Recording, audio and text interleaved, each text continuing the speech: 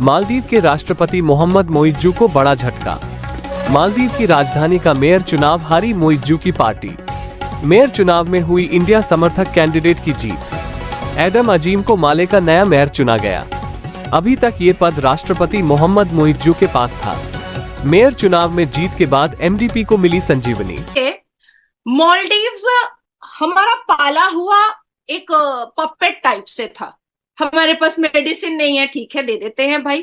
हमारे पास defence strong नहीं है, ठीक है, दे देते हैं भाई। डॉक्टर साहब, एक मैं पॉइंट आपसे शेयर करना चाहता हूं कि मैंने देखा है कनाडा के बाद ये मालदीव्स का इंसिडेंट सेकंड इंसिडेंट है कि जब किसी दूसरे मुल्क ने इंडिया के अंदर किसी लीडर को या उनकी फॉरेन पॉलिसी को टारगेट किया है तो सारा मुल्क इकट्ठा हो जाता है। मीडिया पे देखें, सिविल सोसाइटी देखें, सोशल मीडिया पे देखें। मैं फॉर एग्जांपल बॉलीवुड, डॉक्टर साहब बॉलीवुड, वो अक्षय कुमार एक एक्टर है, बड़ा मशहूर, उसकी बड़ी फिल्में है, बड़ा पॉपुलर एक्टर है, बड़ी उनकी फिल्में पसंद की जाती हैं। उसने भी कमेंट कर दिया, उन्होंने कहा हमने तो आपकी जो टूरिज्म इंडस्ट्री है, मतलब कई लोगों ने तो कहा हम इनकी टूरिज्म इंडस्ट्री को तबाह कर सकते हैं। तो भारत ने इतिहास गवाह है कि भारत ने मालदीव्स को बहुत हेल्प किया है, बहुत पाला है। लिटरली मैं कहूंगी कि पाला है। तो करी थी ना, बिल्कुल करी थी साहब, पैसे से करी, दवाइयों से करी, वैक्सीन से करी। इनके पास पीने का पानी नहीं था तब इनको पानी दिया यार।